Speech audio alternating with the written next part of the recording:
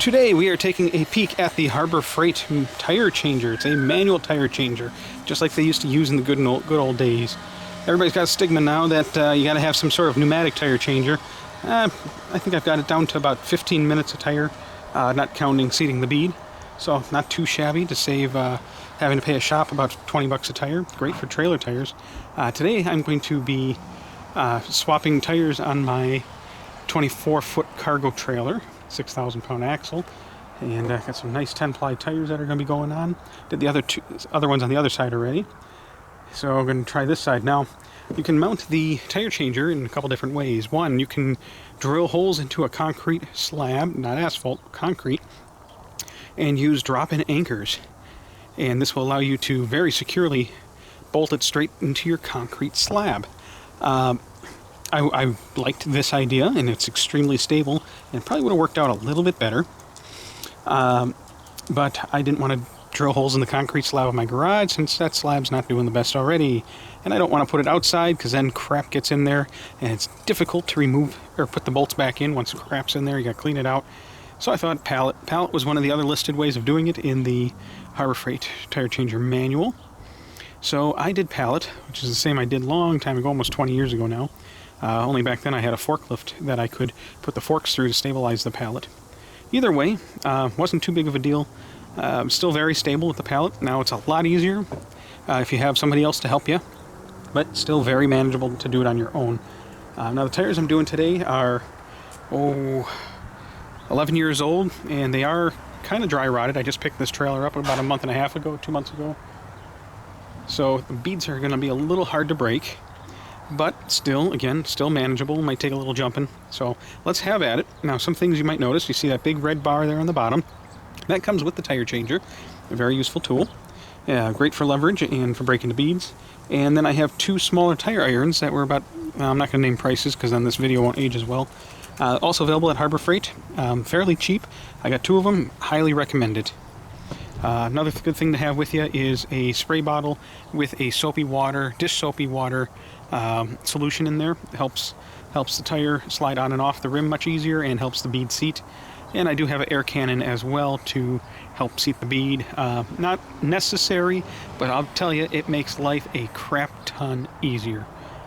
About the only thing I can't do is balance. Not as much of an issue on trailer tires, especially since you're not going at speed, but you're going to definitely want to balance car tires. So let's have at it. Fair warning, I do ramble.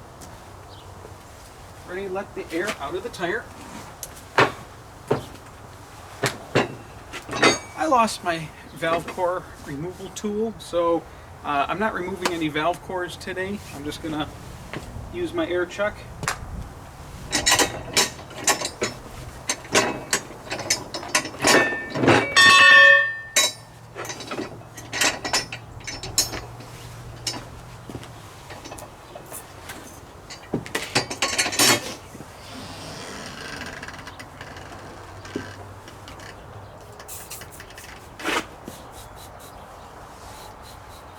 Soapy water around the bead.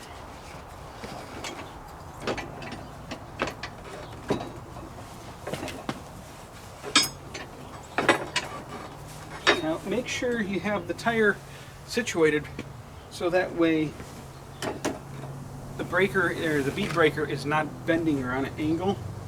Otherwise all it's going to do is keep bending. It can be very difficult to actually break the bead. And here is the part where having somebody with you really helps. Stand on the pallet, but again, not too much of an issue.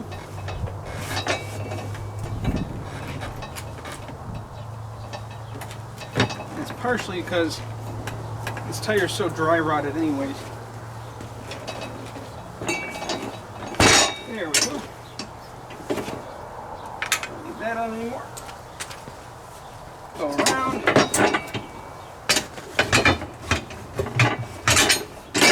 Side's pretty good.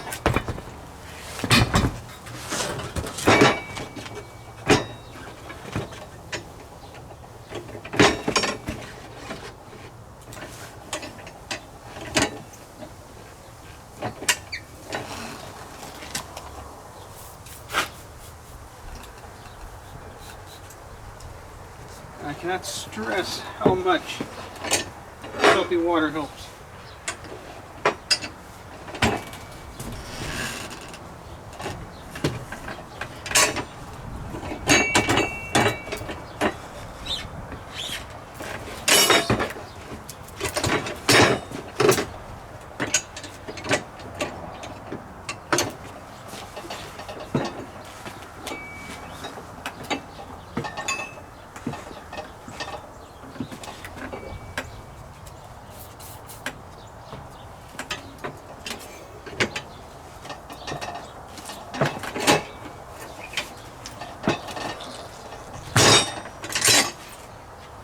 Hear the soap squeezing out on that one.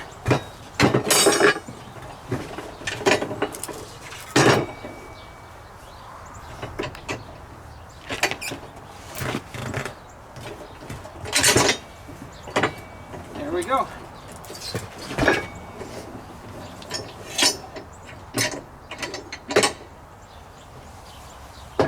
This is an excellent tool to have if you got a farm out in the countryside or something, don't want to drive into town to have tires changed, or just don't mind doing it yourself. I did the first 2 tires I changed paid for the machine, and all my accessories. It was about the cheapest. In this area is going to be about $25 a tire to have mounted and swapped. Now you'll see this little bit here. This goes through where the stud would go on the tire.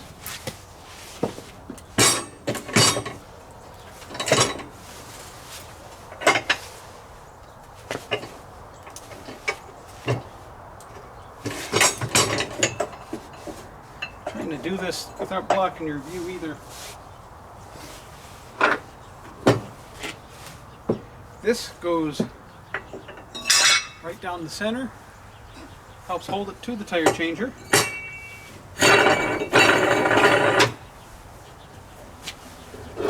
On the end of the big bar, got that pointy end. Snug it down. Don't have to crank it, just snug.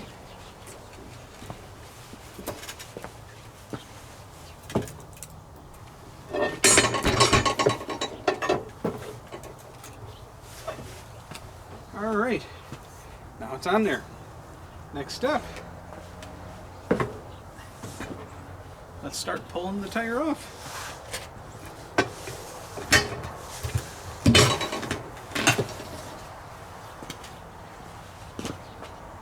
Just go in a circle.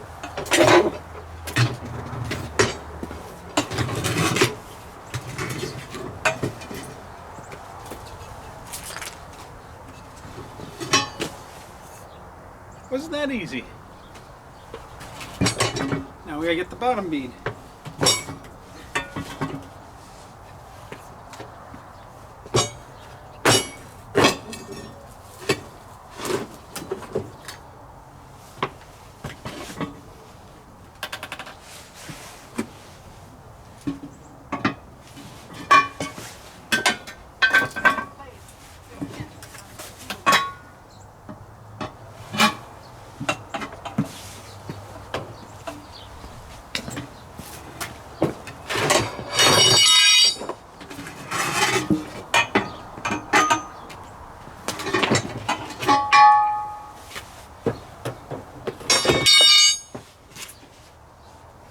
Done.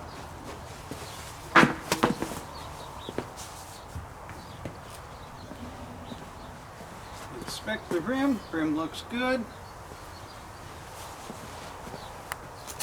Another thing I am doing, because these are the original valve stems and cores, is I'm replacing them. These have the original rubber. I'm going to snip that off. Toss that.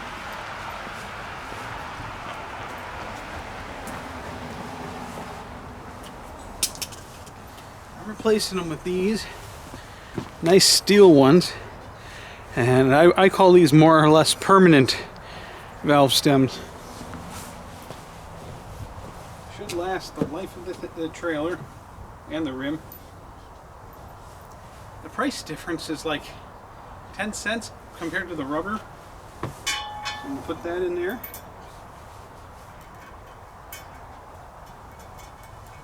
Tighten that down.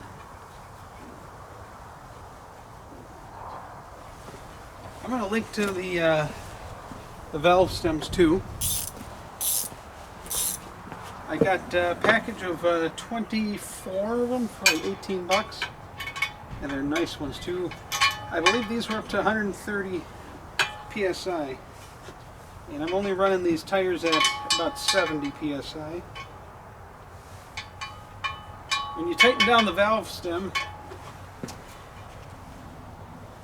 you want to snug it and then go just until that rubber gasket starts squeezing. Grab the tire.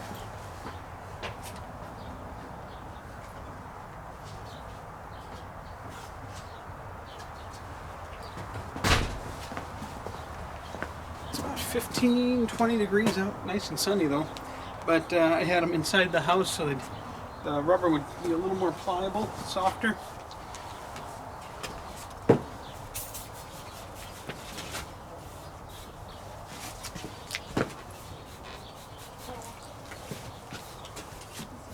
Nice little misting of that. Mist the bead. I like using a nice little spray bottle with a good misting action. Helps prevent putting too much water inside the tire. And here comes the little bit harder of a part.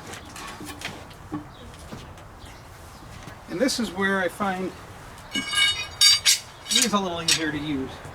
I like the big tool for getting them on. These seem to work a little better, at least for me. I'm a smaller person. Or excuse me, I like the red one for taking the tire off.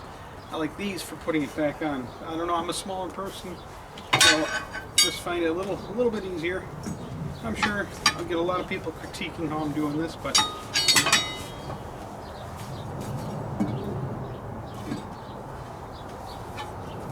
again, also try not to block your view.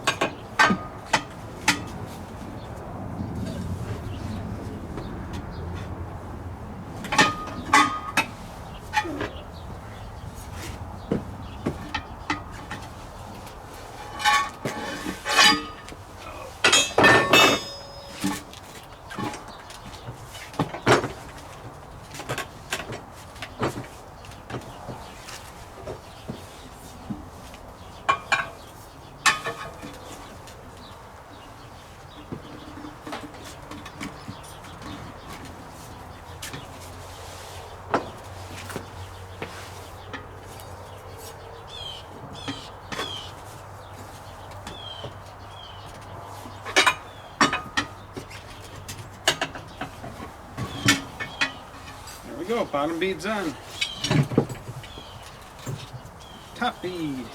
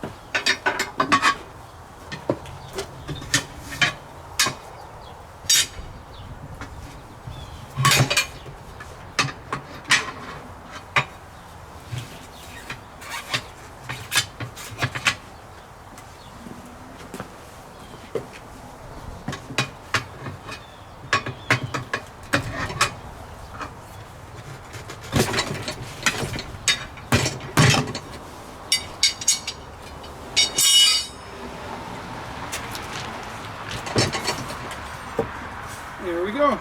We are on.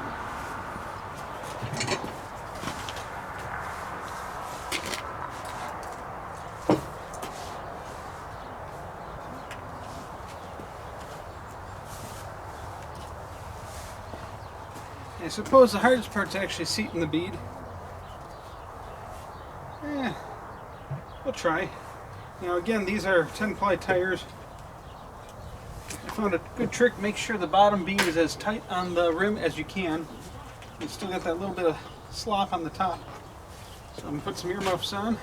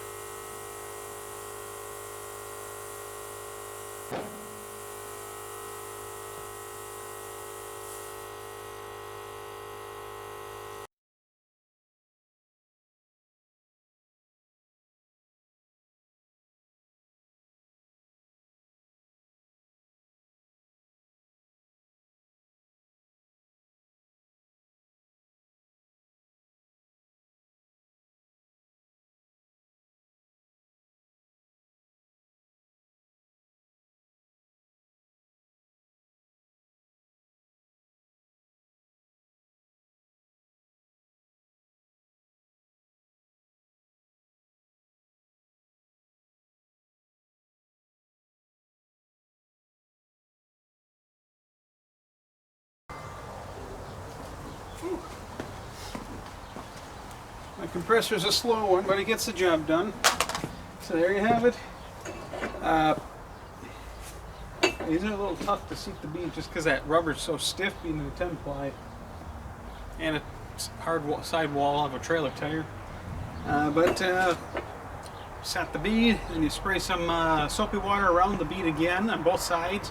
Check for air bubbles, see if there's any bubbling. You might not have a good seal. If there is, we have to take it off, check it again, maybe put some bead sealant. And that's it. Either way, it just saved me another $25 mounting another tire. It took a little longer this time just because I'm explaining things for you guys, but down to about 15 minutes a tire by myself. The first one I did was with my friend. We got it actually in about 3.5 minutes, not counting seating the bead, which honestly takes the longest. Probably because I also have to wait for the compressor to float my tank. So, links and everything in the description box below. And any questions, comments, thanks for watching. Be sure to post in the comment section below if you have questions. And see you guys next time.